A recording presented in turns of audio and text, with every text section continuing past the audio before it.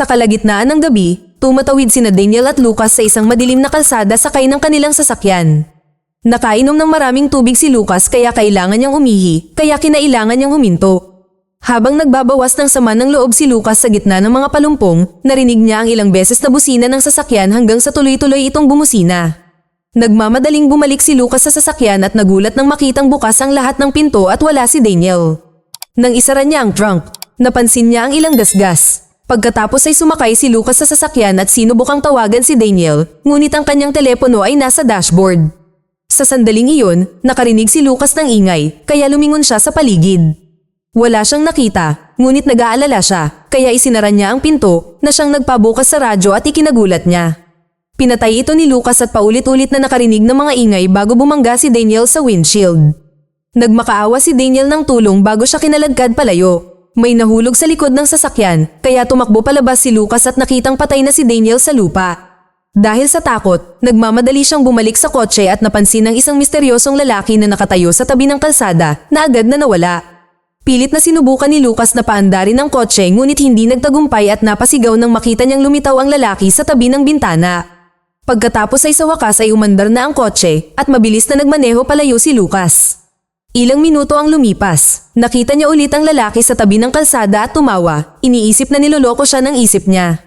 Gayunpaman, gaano man kalayo ang kanyang pupuntahan, paulit-ulit na lumilitaw ang lalaki sa tabi ng kalsada. Bigla siyang sumulpot sa passenger seat na may malademonyong mukha. Sa lungsod, tinapos ni Tyler at Maddie ang pag-iimpake ng kanilang mga gamit upang makapagsimula sila ng kanilang bagong buhay sa isang van. Bago sila umalis, inactivate ni Maddie ang isang satellite communicator na maaaring makipag-ugnayan sa mga serbisyong pang-emerhensya at ibahagi ang kanilang lokasyon ng walang signal ng telepono. Isinabit ni Tyler ang isang medalyon ni Saint Christopher sa salamin, isang tradisyon ng pamilya dahil siya ang patron ng mga manlalakbay. Pagkalipas ng 6 na linggo, nasisiyahan ang mag-asawa sa isang magandang dalampasigan. Gusto nang umalis ni Tyler dahil mayroon siyang reserbasyon sa Hot Springs. Ngunit kinumbinsi siya ni Maddie na huminto muna sa isang barbecue place. Sa kasamaang palad, ang pagkaantala na ito ang naging dahilan ng kanilang pagka-traffic at pagkawala ng kanilang reserbasyon. Gabi na nang sa wakas ay makarating sila sa isang bayan. Pinanood ni Maddie ang isang pamilya sa isang bahay at iniisip kung iyon nga ba talaga ang buhay na gusto niya. Bigla siyang nagulat sa isang katok na nagmumula sa pagbubukas ni Tyler ng isang bote ng champagne. Naghagis siya ng ilang talulot sa sahig at binuksan ng ilang fairy lights bago ibinunyag ang isang engagement ring. Nag-propose si Tyler kay Maddie, ipinaliwanag na ang orihinal niyang plano ay gawin ito sa Hot Springs. Bago pa makasagot si Maddie, may kumatok sa kanilang pinto. Tumingin si Tyler sa bintana at nagulat sa isang flashlight mula sa isang kapitbahay na nagsabing bawal ang camping sa mga residential area at nagbanta na tatawag ng pulis kung hindi sila aalis agad. Pinili ni Maddie ang sandaling iyon para pumayag at nagdiwang si Tyler habang pinagalitan sila ng kapitbahay. Umalis ang magkasintahan at pumayag na maghanap ng hotel. Ilang sandali pa, natutulog na si Tyler at si Maddie ay nagmamaneho habang nilalaro ang singsing. Sa napakadilim na kalsada, napansin niya ang isang kotse na sumusunod sa kanya. Dahil sa pagkagambalang ito, nabitawan niya ang singsing, kaya yumuko siya para kunin ito at ibalik sa kahon.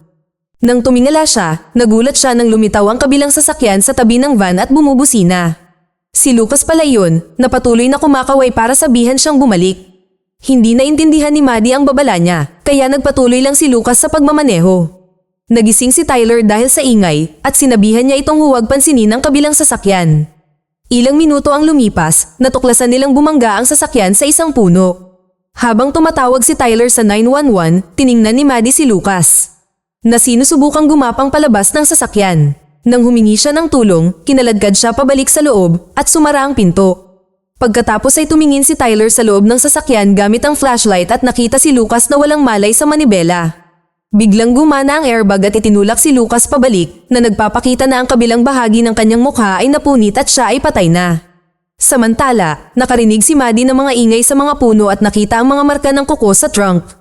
Sa sandaling iyon, lumitaw ang misteryosong lalaki sa malapit, ngunit nawala ito pagkalipas ng ilang segundo. Sinabi ni Maddie kay Tyler na itinuro naman ang flashlight sa direksyong iyon ngunit wala siyang nakita. Nang sa wakas ay dumating ang mga pulis, kinausap ni Tyler ang mga pulis habang naghihintay si Maddie sa van. Naramdaman niya ang presensya ng lalaki sa likod, ngunit nang lumingon siya, sumama si Tyler sa kanya at binuksan ang ilaw na nagpapatunay na walang anumang bagay doon. Kalaunan sa isang hotel, tiningnan ni Maddie ang kuha mula sa dashcam ng van sa kanyang telepono. Gayunpaman, nang makalapit si Lucas, nasira ang video. Kinabukasan, naghanda na ang mag-asawa para umalis ngunit nagulat sila nang makakita ng marka ng kuko sa van. Naalala ni Maddie ang parehong marka sa kotse ni Lucas ngunit binaliwala ito ni Tyler. Pagkatapos, nagmaneho sila papunta sa isang malaking pagtitipon ng mga van kung saan nasasabik si Tyler na makilala ang kanyang paboritong influencer ng van. Samantala, napansin ni Maddie na lahat ng mansana sa van ay nang itim, kaya itinapon niya ang mga ito. Nang ipakita ni Tyler ang kanyang van, napansin ng influencer ang mga marka ng kuko, kaya ibinahagi ng mag-asawa ang nangyari kagabi. Pinayuhan sila ng lalaki na mag-park sa mga 24 hours na parking lot ng gym kung saan sila ligtas na makakapag-stay at makakagamit ng shower. Habang nag-uusap ang mga lalaki, naglakad-lakad si Maddie at inabutan siya ng isang relihiyosong polyeto. Muntik na niya itong itapon sa basurahan ngunit napansin niyang pinagmamasdan siya ng lalaking may polyeto kaya itinago niya na lang ito sa kanyang bulsa. Sa isang board, napansin ni Maddie ang isang grupo ng mga poster ng nawawalang tao. Sa mga larawan, may drawing ng isang taong may patpat na may mga marka ng kuko sa kanilang tiyan. Sa sandaling iyon, nilapitan siya ni Diane na mahigit 20 taon nang naninirahan sa kalsada. Inamin ni Maddie na hindi pa siya nakakapag-adjust sa ngayon, ngunit tuwang-tuwa si Tyler, kaya tiniyak sa kanya ni Diane na normal lang ito. Nang ikwento ni Maddie ang nangyari kagabi, kinabahan si Diane at tinanong kung huminto ba siya. Ngunit nalaman niya agad ang sagot dahil sa kanyang namumutlang mukha at sinabihan siya ni Diane na lumayo sa mas tahimik na mga kalsada at huwag magmaneho sa gabi. Kung kailangan niyang gawin ito, hindi siya dapat huminto. Nang bumalik si Maddie sa van, natuklasan niya na tinanggal ni Tyler ang mga marka ng kuko. Nang gabing iyon, sumali ang magkasintahan sa van party. Habang nagsasaya si Tyler, inakala ni Maddie na nakita niya ang misteryosong lalaki sa karamihan. Ginulo siya ni Tyler sa pamamagitan ng pagsasayaw sa kanya. Pagkatapos ng party, nagpa siya ang magkasintahan na sundin ang payo ng influencer at pumunta sa isang gym. Nanatili ng kaunti si Tyler, ngunit bumalik si Maddie sa van pagkatapos maligo. Sakay ng isang puting kotse, napansin niya ang dalawang lalaking nanonood sa kanya at ang pagkagambalang ito ay muntik na siyang masagasaan ng isang truck. Mabuti na lang at naiwasan niya ito at patuloy na gumagalaw habang umaalis ang puting kotse. Nang malapit na siyang makarating sa van, may narinig siyang ingay at lumingon sa paligid, ngunit wala siyang nakita. Lumingon siyang muli sa van para lamang matuklasan na kahit papaano ay gumalaw ito. Habang kumukurap-kurap ang mga ilaw sa parking lot, sumugod si Maddie patungo sa van at nakarinig ng mga yabag sa likuran niya. Muli, wala siyang nakita nang lumingon siya at lumitaw ang van sa mas malayo. Tumakbo ng mabilis hanggat maaari si Maddie, isang takot na takot at sa pagkakataong ito ay nagawa niyang makapasok sa loob. Pagkatapos, tiningnan niya ang dashcam at kinumpirma na walang tao sa paligid. Sa sandaling iyon, nakatanggap siya ng mensahe sa kanyang telepono na may bagong video ng dashcam mula sa gabing iyon sa kalsada. Sa pagkakataong ito, hindi sira ang footage at ipinapakita ang misteryosong lalaki sa loob ng kotse ni Lucas. Biglang tumunog ang alarma ng van at kinailangan itong patayin ni Maddie. Pagkatapos ay nagsimulang kumurap ang mga ilaw, kaya muling tiningnan ni Maddie ang dashcam, ngunit tuluyang dumilim ang monitor. Nang marinig niya ang pagbukas ng pinto, lumingon siya, ngunit nakasara pa rin ang van. Tinapik ni Maddie ang screen hanggang sa gumana itong muli at nagulat nang makita ang misteryosong lalaki sa parking lot bago muling dumilim ang screen. Pagkatapos ng ilang pagtapik pa, lumitaw ang malademonyong mukha ng lalaki sa tablet at sumigaw si Maddie. Nayanig ang van nang may paulit-ulit na tumama dito at mabilis na binuksan ni Maddie ang mga bintana habang natatakot upang tumingin sa labas ngunit wala siyang nakita. Pagkatapos ay nag-text siya kay Tyler at agad na hinihiling na bumalik na siya. Nang bumukas ang likod ng van, ikinabit ni Maddie ang seatbelt at sinubukang paandarin ang makina ngunit hindi ito nagtagumpay. Biglang sumara ang pinto at lumitaw ang lalaki sa likod ng van. Gusto nang umalis ni Maddie, ngunit humigpit ang seatbelt sa kanyang dibdib na nagpapahirap sa paghinga. Pagkatapos ay inilagay ng lalaki ang kanyang mga nakakatakot na kamay sa kanyang leeg upang simulan siyang sakalin. Sa salamin, nakita ni Maddie ang kasuklam-suklam na mukha nito. Tinanggal niya ito upang atakihin ang lalaki. Ngunit ang talagang nakasakit dito ay ang medalyon ni Tyler. Dahil dito, nakalabas si Maddie ng van at muling nakipagkita kay Tyler upang sabihin sa kanya ang nangyari. Habang hinahalongkat ni Tyler ang van, natagpuan ni Maddie ang medalyon sa lupa at napansin na may palatandaan na ito ng paso.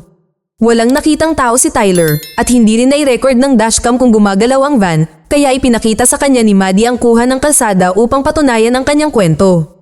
Sa kasamaang palad, hindi na lumitaw ang misteryosong lalaki sa kotse ni Lucas. Kinabukasan, nagpatuloy ang biyahe at huminto ang mag-asawa sa isang maliit na tindahan ng souvenir. Nakahanap si Maddie ng isang libro na pinamagatang Haunted Highways of America at nalaman ng tungkol sa Hobo Code na isang sistema ng mga simbolo na ginagamit ng mga manlalakbay upang balaan ang isa't isa. Isa sa mga simbolong ito ay ang marka ng kuko na nangangahulugang hindi ligtas dito. Nang umalis ang mag-asawa sa tindahan, bumalik ang marka sa van. Kalaunan sa daan, nakita ni Maddie ang simbolo ng taong patpat na may marka ng kuko sa isang malaking karatula. Nang gabing iyon, ipinarada ng mag-asawa ang van sa kagubatan. Sinaliksik ni Maddie ang mga simbolo sa internet at nakakita ng maraming larawan ng mga sirang sasakyan. Isang artikulo tungkol sa taong patpat na may marka ng kuko ang nagsasabing ang literal na pagsasali nito ay isang hindi ligtas na lalaki, ngunit iniisip ng karamihan na ang ibig sabihin nito ay ang pasahero.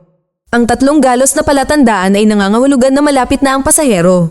Mayroon ding mga kwento ang website tungkol sa mga taong nakatagpo ng pasahero na sinasabing pinahihirapan niya ang mga manlalakbay sa pamamagitan ng pagpapakita sa kanila ng mga bagay na wala roon. Pinutol ni Tyler ang pagbabasa ni Maddie upang ipakita sa kanya na nag-set up siya ng projector. Habang nanonood sila ng pelikula, isiniwalat niya na tinawagan siya ng kanyang amo at inalok sa kanya ang kanyang trabaho na may mas magandang sweldo, ngunit ngayon ay malayo na ito. Hindi natuwa si Maddie sa ideya at itinuro ni Tyler na hindi niya suot ang singsing, kaya sa wakas ay inamin niya na hindi niya gusto ang buhay sa van. Lumaki siyang itinutulak sa mga bahay ampunan, kaya ngayon ay gusto niya ng katatagan. Ayaw ni Tyler sa ideya ng pagbalik sa lungsod at muling may gapos sa isang mesa.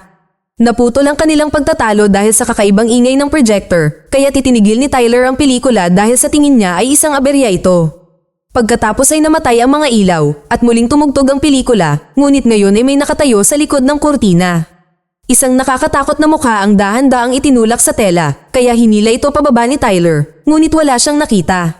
May narinig na mga ingay sa kagubatan, kaya ginamit ni Maddie ang projector bilang flashlight para tumingin sa paligid. Ang projection ng aktor ay tumama sa pasahero na umungol ng may malademonyo na mukha. Tumakbo ang mag-asawa para bumalik sa van at narinig ang pagkatok ng pasahero sa bubong. Umiling ang van ng ilang minuto at nagyakapan ng mag-asawa hanggang sa tumigil ito. Gusto nilang umalis, ngunit hindi mahanap ni Tyler ang mga susi, kaya malamang ay naiwan niya ang mga ito sa labas. Hawak ang isang bat, umalis si Tyler sa van para maghanap sa lupa ngunit wala siyang nakita.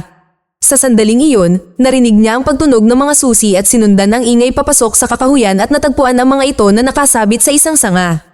Nang makuha niya ang mga ito, agad siyang sinugod ng pasahero, ngunit mabilis itong nawala at nakita lamang ni Tyler ang ilang bato. Hinabol siya ni Maddie at sabay silang tumakbo pabalik sa van. Pagkatapos, nagmaneho ang mag-asawa papunta sa pinakamalapit na bayan at nagtago sa isang kainan. Ipinakita ni Maddie kay Tyler ang librong may hobo coat at ipinaliwanag na sinusundan sila ng pasahero simula nang tulungan nila si Lucas. Dahil sa marka, naisip ni Tyler na dapat nilang iwanan ang van o sunugin pa ito, ngunit naisip ni Maddie na ang pasahero ay konektado sa kanila at hindi sa sasakyan. Pagkatapos ay pumunta si Maddie sa banyo upang magpahinga at isang karatula sa dingding ang nagbigay sa kanya ng ideya. Nagmadali siyang bumalik sa mesa at sinabi kay Tyler na kailangan nilang hanapin si Diane dahil maaaring mayroon pa siyang karagdagang impormasyon. Gusto nang umalis ni Tyler ngayon, ngunit ipinaliwanag ni Maddie na ayaw ni Diane na magmaneho sila sa gabi kaya kailangan nilang maghintay. Kinaumagahan, nasa daan na naman ang mag-asawa at nakita nila ang isang emergency team na inaalagaan ang namatay na biktima ng isang aksidente sa sasakyan. Nang magsimulang lumubog ang araw, napilitan silang ihinto ang van dahil na-flat ang gulong nito. Habang pinapalitan nito ni Tyler, nakatayo si Maddie dala ang flashlight at ang medalyon bilang proteksyon. Di nagtagal, napagtanto ni Tyler na wala na ang mga bolt at tumingin sa paligid hanggang sa matagpuan niya ang mga ito sa ilalim ng van. Habang gumagapang siya pababa para kunin ang mga ito, nakita ni Maddie ang pagbukas ng pinto ng van at isang kamay ang lumitaw. Bigla, ang kamay ay nasa itaas niya at binuhat siya sa pamamagitan ng paghawak sa kanyang mukha. Narinig ni Tyler ang kanyang sigaw bago siya bumagsak sa lupa at pinanood niya siyang kinaladkad palayo. Nang subukang gumapang palabas para tumulong, nagsimulang gumalaw ang jack at dahan-daang bumaba ang van. Nagmadaling lumabas si Tyler, ngunit hindi sapat ang kanyang bilis. At natumba ang van sa kanyang binti na malubhang nasugatan ito. Desperado pa rin si Tyler na hinila ang kanyang binti na mabilis na nagpalaya sa kanya ngunit lalong lumala ang pinsala. Matapos matagpuan ng medalyon sa lupa, nataranta si Tyler at sumakay sa van para umalis. Samantala, nagising si Maddie malapit sa isang lugar ng crash site. Nang susuriin na niya ang mga bangkay, dumating si Tyler at niyakap siya ng mahigpit. Naramdaman ni Maddie na may mali at umatras para makita ang pasahero. Sa pamamagitan lamang ng pagdalaw ng kanyang kamay, nagawa niyang paluhudin si Maddie at ibuka ang kanyang mga braso. Nang magsimulang dumugo ang kanyang ilong, nagliwanag ang mga mata ng pasahero, ngunit nawala siya nang dumating ang tunay na Tyler. Muntik nang masagasaan ng van si Maddie, gayunpaman, mabilis na tumugon si Tyler at pinahinto ito sa tamang oras. Pagkatapos, bumalik ang mag-asawa sa van event at nagtanong tungkol kay Diane, ngunit walang nakakakilala sa kanyang pangalan. Kalaunan, narinig sila ni Diane at lumabas, ngunit nataranta siya nang sabihin nila sa kanya ang nangyayari. Gusto niyang umalis agad ang mag-asawa at inalerto ang mga tao na nagmamadaling magtago sa kanilang mga van. Ipinaliwanag ni Diane na ang pasahero ay isang demonyo na nagsasaya sa paggawa ng mga aksidente sa highway dahil sabik siya sa sakit, kamatayan, at pagdurusa. Nagawa niyang markahan ng mag-asawa dahil huminto sila upang tulungan si Lucas. Sinabi sa kanya ni Maddie na nagawa niyang saktan ang pasahero gamit ang medalyon na nakatulong kay Diane na maalala na isang tsuper ng truck na may marka ang nagtago sa simbahan ng Street, Christopher. Kung mapahina ng simbahan ang kapangyarihan ng pasahero, marahil ay maaari nila itong patayin.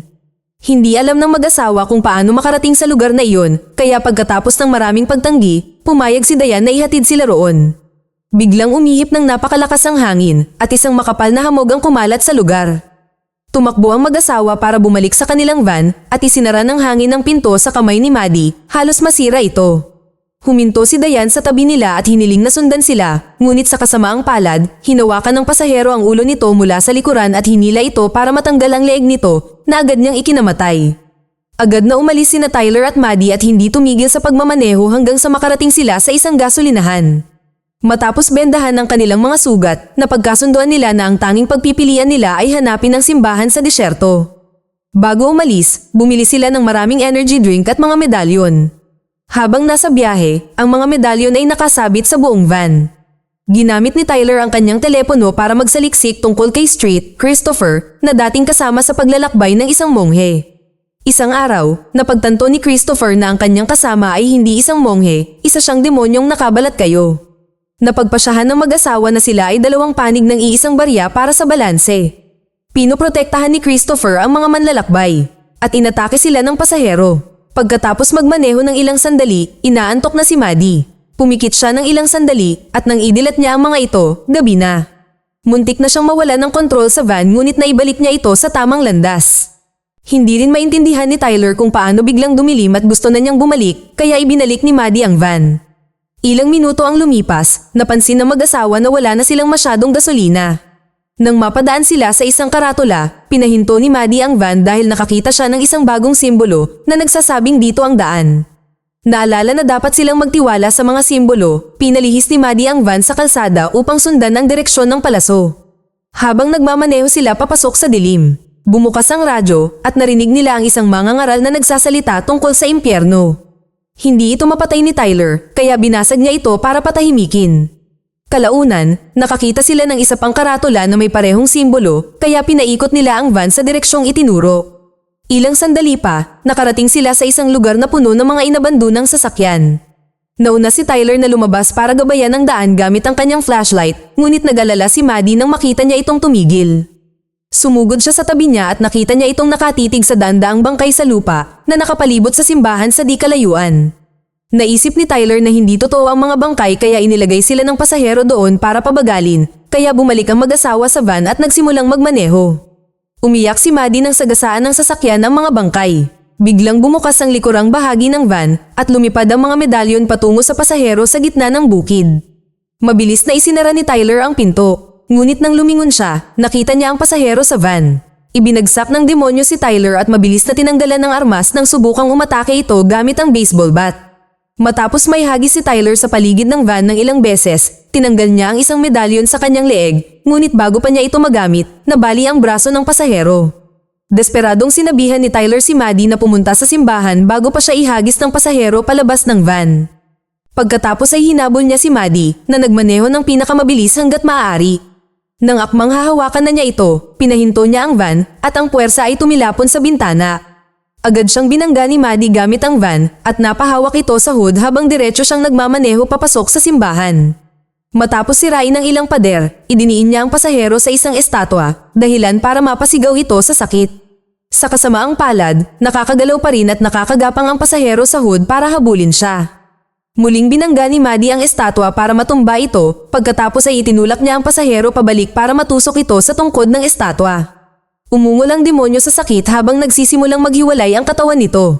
Biglang sumabog ang pasahero at sinunog ang buong simbahan. Naubusan ng gasolina ang van, kaya lumabas si Maddie at iniwasan ang mga nahuhulog na kalat. Sa sandaling iyon, natagpuan siya ni Tyler at magkasama silang lumabas. Pagkatapos ay umupo ang mag-asawa sa lupa para panoorin ang pagkasunog ng simbahan. Akala ni Tyler ay nawala na ang lahat sa kanila, ngunit na kay Maddie pa rin ang singsing. Sa wakas ay isinuot niya ito sa daliri ni Tyler at naghalikan sila bago nila narinig ang mga sirena. Lumabas na ginamit ni Tyler ang satellite communicator ni Maddie para humingi ng tulong. Sinabi niya rito na handa na siyang bumalik sa lungsod at mamuhay ng maayos. Mag-subscribe para sa higit pang mga video na tulad nito, i-on ang notification at mag-iwan ng like para matulungan ang aming channel. Salamat sa panunood.